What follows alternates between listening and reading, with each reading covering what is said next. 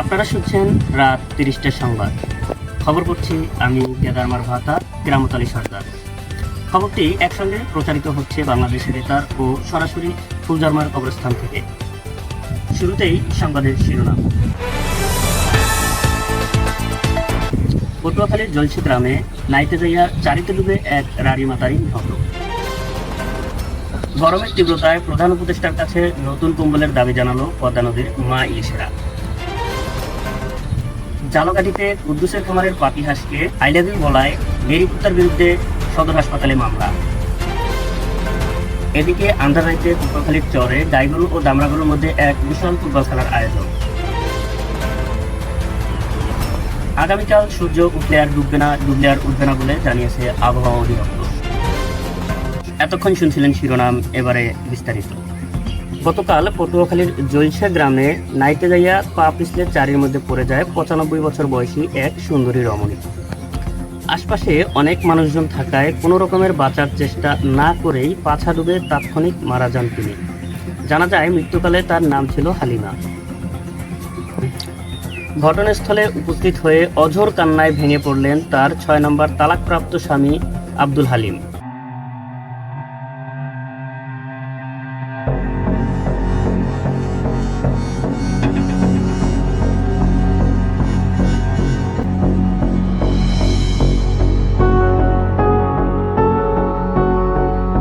মহিলার মৃত্যুতে গভীর শোক ও দুঃখ প্রকাশ করেন প্রধান উপদেষ্টা ডক্টর মোহাম্মদ ইউনূস।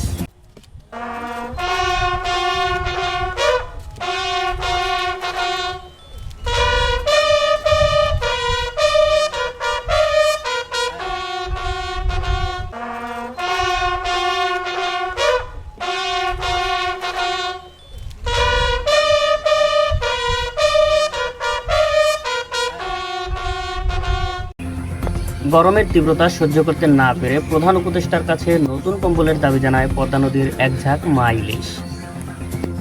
তারা ২৪ ঘন্টার আলটিমেটাম দিয়ে বলে ২৪ ঘন্টার মধ্যে যদি তাদের কাছে নতুন কম্বল না পৌঁছায় তাহলে তারা শাহবাগে আন্দোলন শুরু করবে। এমনকি তারা পদ্মা সেতুতে হামলা করার হুমকিও দেয়।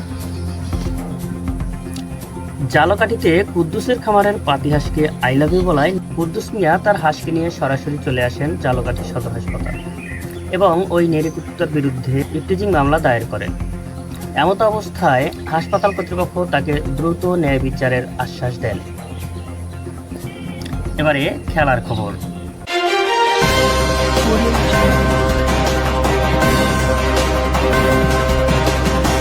পটুয়াখালীর চরে আন্ধার রাইতে গাইগরু ও দামরাগরুর মধ্যে এক বিশাল ফুটবল খেলার আয়োজন করা হয়। উক্ত খেলায় রেফারির পারফরমেন্স ছিল অসাধারণ, যা বাংলাদেশ ও সিঙ্গাপুরের মধ্যকার খেলার রেফারিকেও হার মানায়। রেফারি তার ১৪ গোষ্ঠী নিয়েও একটি গাইগরুর কাছ থেকে বল কেড়ে নিয়ে খেলা শুরু করতে পারেননি। অতঃপর কর্তৃপক্ষ বাধ্য হয়ে এক পর্যায়ে রেফারির হাতেই ম্যান অব দ্য ম্যাচের পুরস্কার তুলে দেন। এবারে আবহাওয়া।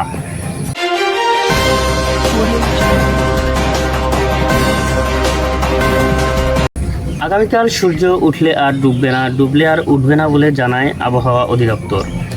আগামীকাল বৃষ্টি হতেও পারে, নাও হতে পারে, এ বিষয়ে কোনো মাথা ব্যথা নেই আবহাওয়া অধিদপ্তরের। তবে বৃষ্টি হোক বা না হোক গরমও কমবে না, কারেন্টও থাকবে না, এটা নিশ্চিত করার জন্যই টেবিল বৈঠকে বসে আবহাওয়া অধিদপ্তর। বৈঠক শেষে তারা জানায় আগামীকাল সূর্য উঠবে পূর্ব দিকে, এটা তারা শতভাগ নিশ্চিত করেছে বৈঠকে। এই ছিল আজকের সংবাদ। আবারও দেখা হবে দ্বিতীয় পর্বে। খোদা হাফেজ।